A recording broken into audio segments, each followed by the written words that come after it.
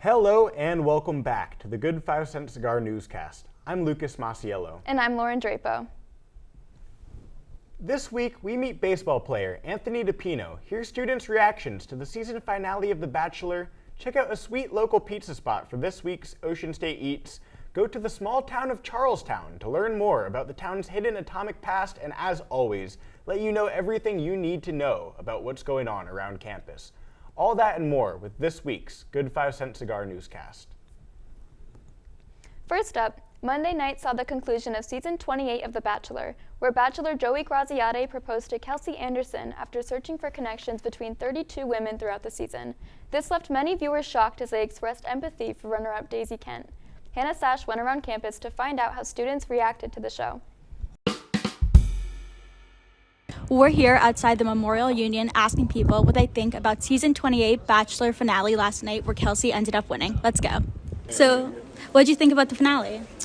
I thought it was really good. I do think the editors kind of made it a lot more dramatic than what I was originally expecting, but I think Joey and Daisy, Kelsey all made the right choice, so very happy with it. All right, what did you think about the finale? Honestly, it went how I expected. I kind of wanted Kelsey to win. But I kind of felt bad for Daisy. She was a very sweet girl. Yeah. What did you think about the finale? I don't know. I really honestly didn't like how, what was her name, Jen? Yeah. Jen is the new Bachelorette. I think it should have been Maria, because Maria just has like an outgoing, big personality. So that's what I think. And I think that Daisy is America's sweetheart, and I think that I feel really bad for Daisy. But I do think that Joey and Kelsey were endgame to begin with. So that's what I think. All right, so there you have it. People feel bad for Daisy, but at the same time, they're really happy for Kelsey and Joey. All right, back to the studio. Thanks, Hannah. Later, we go to Wakefield to check out Pasquale's Pizzeria and learn about the town of Charlestown. But first, we send you to Nathan Robillard for this week's edition of the Roadie Sports Corner.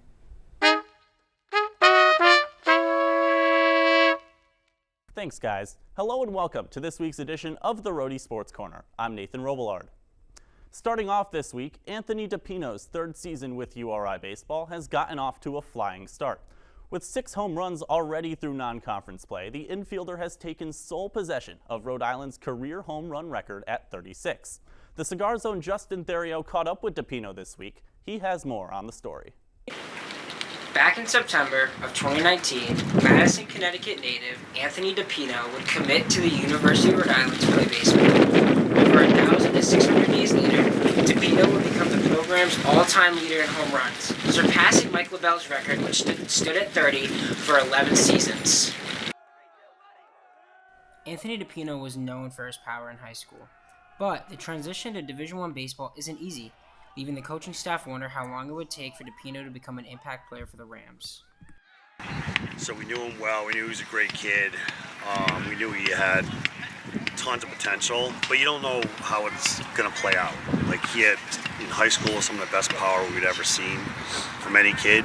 But is it going to translate to Division I baseball? You know, we thought at some point it would, and, you know, it has, like, basically right away, obviously. In his first season, DePino would break the freshman home run record at URI, finishing with 16. He also earned freshman All-American honors as he batted above 280 and had a .436 on-base percentage. In his second season, he would repeat that success, hitting 14 home runs, which led the Rams that season. Both of those seasons ranked top 5 in URI history for single-season home run totals. It also meant that DePino had already hit 30 home runs, tying Mike LaBelle's record, which had gone untouched for 10 seasons. After tying LaBelle's record, the wait was on. DePino was unable to hit another home run in the final 2 games of the 2023 season, and the world would have to wait the entire offseason to see DePino get another shot at it. In the 8th game of the 2024 season, DePino would finally go yard, hitting one in the top of the 4th in a 2-2 count against Washington State. While playing in the snowy Washington weather isn't the easiest conditions for hitting, DePino is no stranger to hitting the long ball in freezing temperatures. It's definitely tough to play in these conditions, but I mean, we hit through it all winter, so it kind of just, we used it to our advantage. I mean, we see days where the wind's blowing out to right field, and it's just, all right, I got to hit the ball to right field. Wind's blowing out to left, all right, just stick to the approach, just hit the ball. Like, it's nothing really where I'm worried about, like, I'm not getting enough work in the offseason. I think I'm definitely getting enough work in the offseason. While DePino is already the best home run hitter in Rhode Island history, there are still parts of his game that he's working to improve on. And he has team-oriented goals that he'd like to accomplish during his time with the Rams. Specifically, an Atlantic 10 title. Not many expectations for myself, more for the team. I want to win an A-10 championship. I mean, that's what we came here to do. I want to play in an NCAA regional. It's just something we've always dreamed of as a team, is playing an NCAA regional. For myself, it's just play good baseball and good things will happen. With Atlantic 10 play starting on March 28th, expect the Rams to compete for their first A-10 title since 2016. You can also count on DePino to get better, as his coach believes he's just scratching the surface of what he's truly capable of. I think the thing with Anthony, too, is as much success as he's had, he's still not even close to how good he can be. Like, there's so much more in the tank of him as a hitter, to be a complete hitter. He's obviously has the power, and he's been very successful here, but there's still a lot more in him, which is exciting. And I tell him the same thing every day, is I think there's, in terms of being able to use the whole field, and he had a goal this year of trying to really cut down the strikeouts and get his walks up, and he's really working hard on that, just being more consistent contact-wise. But he's been great, and there's still a lot more room for improvement for him, which is exciting. The one area of DePino's game that has come the furthest since joining the Rams is his defense. DePino plays third base, also known as the hot corner, one of the toughest positions to play in all of baseball. On top of that, players with DePino's skill set typically do struggle in the field, and it's considered acceptable because of their prowess at the plate. But DePino has spent the past 2 off-seasons making necessary improvements and has seriously cut back on the errors that plagued him in his first 2 seasons. I think my defense is something that has been really big for me. That's as a freshman, I was kind of like almost lost out there on the field, and then me and Coach C worked over the offseason. We were like, we're going to get this right, because you can't be a one-dimensional player. You got to be able to play both sides of the ball.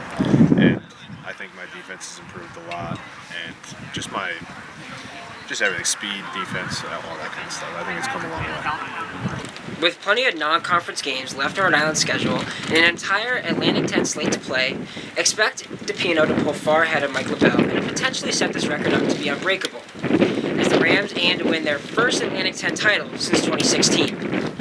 For Cigar Sports, I'm Justin Therio.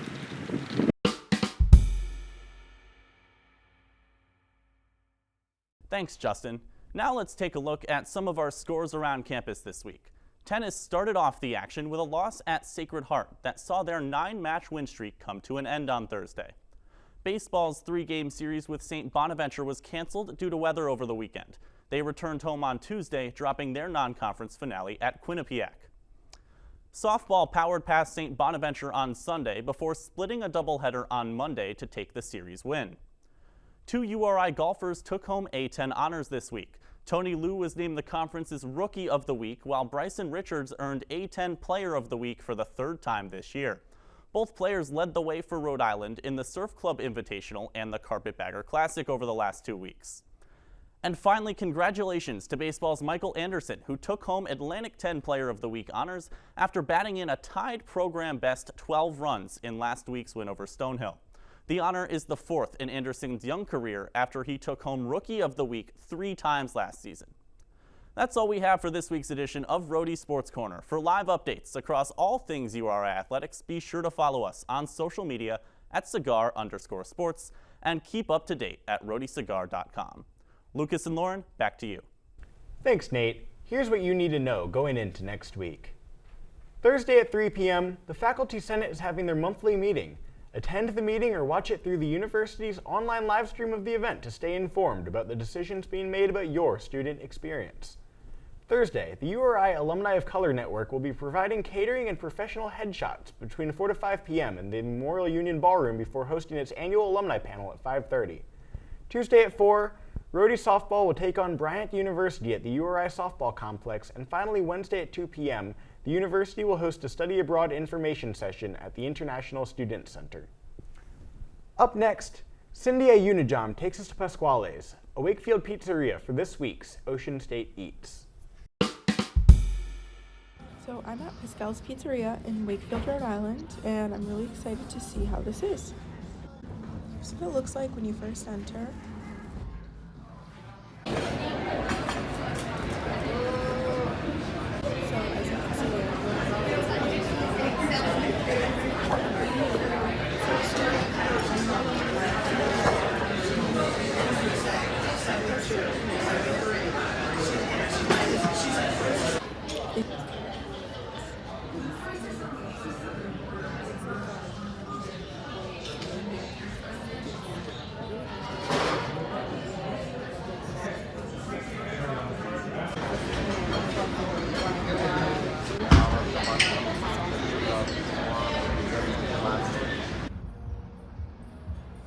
okay, so it's been a day and I'm back at URI, and reflecting back on my Pascal's experience, I'd say that was pretty good.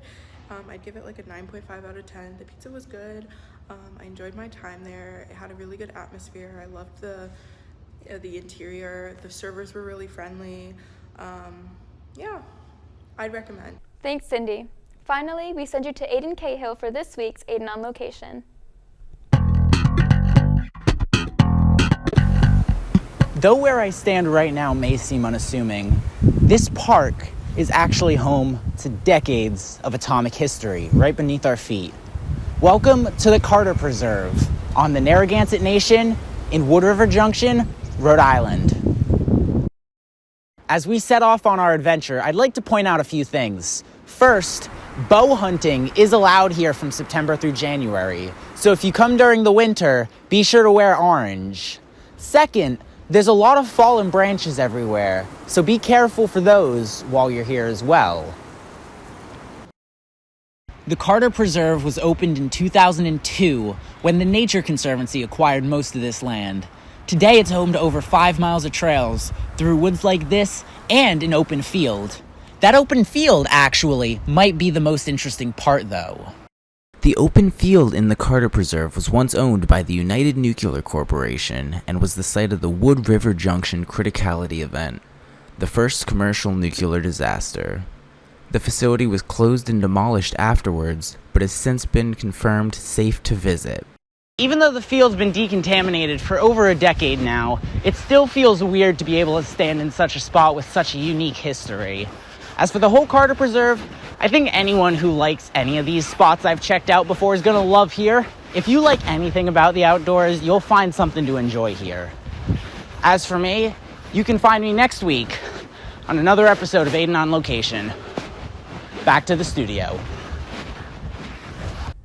That's all we have for you this week. Thanks for tuning in. As always, be sure to follow us here and on Instagram at Rhody Cigar and pick up our print paper anywhere on campus to stay up to date with all your Rhody news. I'm Lucas Masiello. And I'm Lauren Drapo. Have a great week, Rhody.